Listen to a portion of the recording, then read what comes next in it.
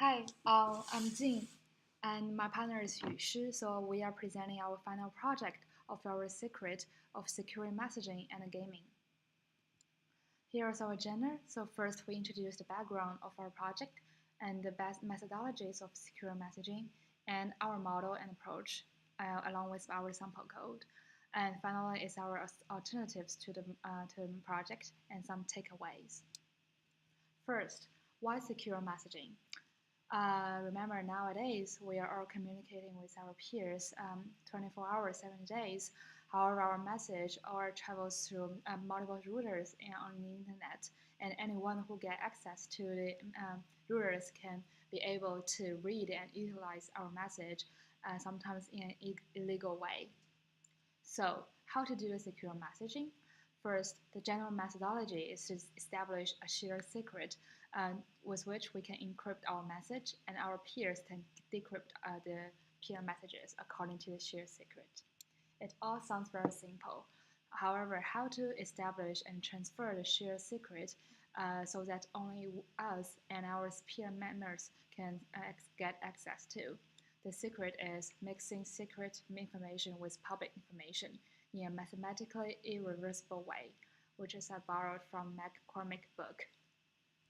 To illustrate this concept, I utilized the famous paint mixing trick. So, for instance, Alice and Bob in a paint class, they start with a common paint and they mix it with their secret colors, which only they themselves know it. And they mix them up and come up with the public private colors, with which they transfer to each other.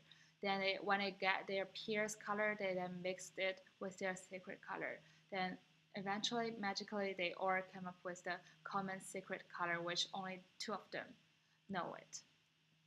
So apply the same methodology to our chatting system. The common paint becomes a key.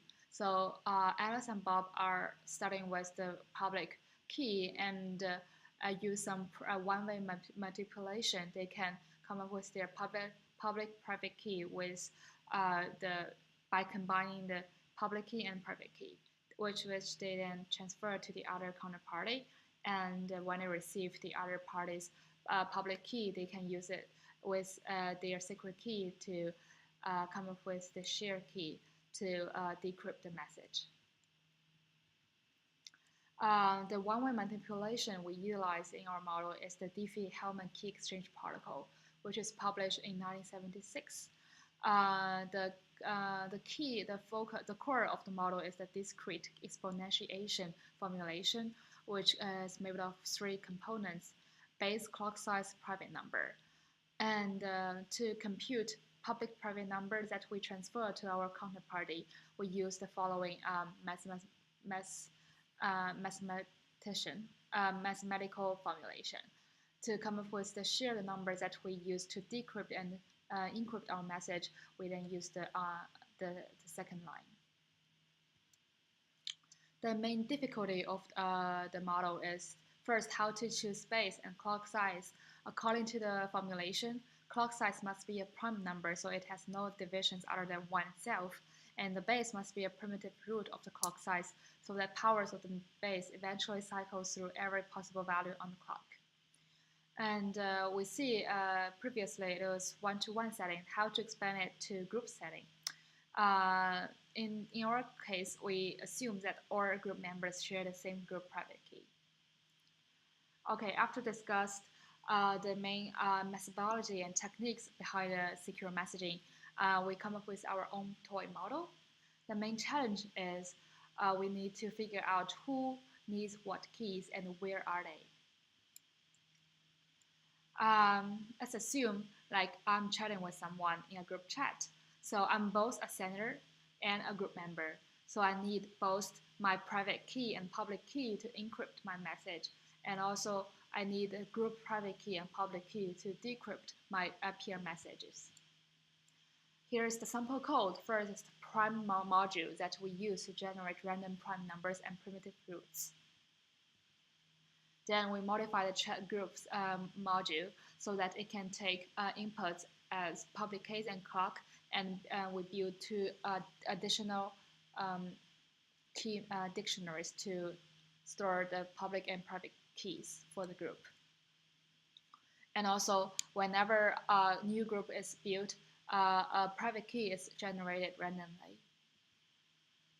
And also, we build two functions to for it to make it easy to get group public and private keys. For the chat server side, we first guess the randomized public clock and base. Then we build a modified exchange function so that when people send messages, they can also send their public key along with the message, so that peer can decrypt their message. And also, we build a new function called exchange key dictionary that whenever I'm connected here like this, or people connect me, I can retrieve my keys immediately from the dictionary. And when chatting, I can use the group key that come with the group peer message to decrypt and encrypt my message. Okay. After discuss our model, there's also some alternatives and that we can improve to better our model. For instance, we can try other encryption decryption methods, and because time is limited, we only apply the encryption simple encryption method that we have discussed in class. And secondly, how to make it more secure. For instance, group public-private keys can change whenever a new group member joins, and also we can change the clock size so that it can be several hundred digits long, so that people cannot, enumerate all the possible values from the mathematics formulations. Okay, that's all for the secure messaging part. Next, I'll talk about the game. We incorporate the new game function in our chat system. This is how our tic-tac-toe game works. First, after Pierre and I connect in a game, each of us will first roll a dice to determine who goes first in the game. Then the game starts. Each of us will take turns to take a position in the grid by entering a number between 1 and 9, which you can see in the right. Possible results of the games are either I win, or Pierce win, or it's a tie. After one game is completed, the system will ask whether the players want to play again. Here's some code. We have a new gaming class where we initiate the board, we update the board, we determine who's the winner or whether it's a tie, and then we incorporate it into the chat system. So here it shows how to connect connect Piers and I in a game. This is how they roll dice and determine who goes first. And this is how they make a move and update the board and send the information to the peer. This is they determine whether they want to play again. So let's watch a live demo of the game. So in the left we have Rose, and in the right we have Jean.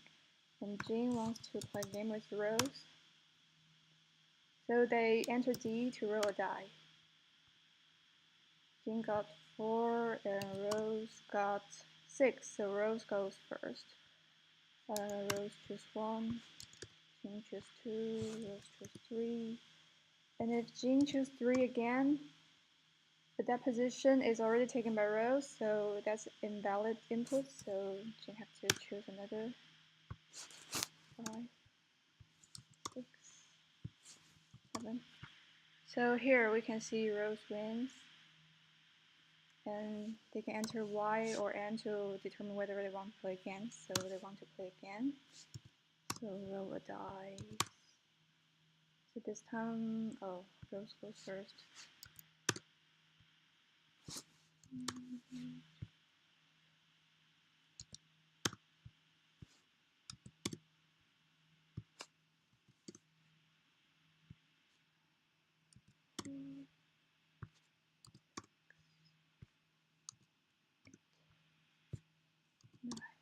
So this time it's a tie, and they want to quit the game.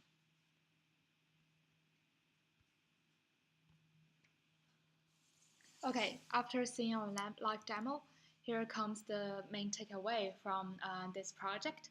First of all, is we need to learn more math because we can see that the core of the secure messaging model is the one-way mathematically irreversible manipulation. So to establish the private public key so that only us and our peers can get access to the shared secret.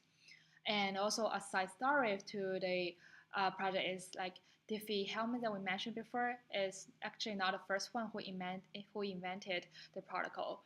Actually, British mathematicians in the Britain intelligence government already developed something similar to it. However, it was classified as high secret at that time, so people didn't know it until very later. So yeah, very solid math foundation is very important to get started in making our communication more secure and more fun. Thank you. Thanks for listening.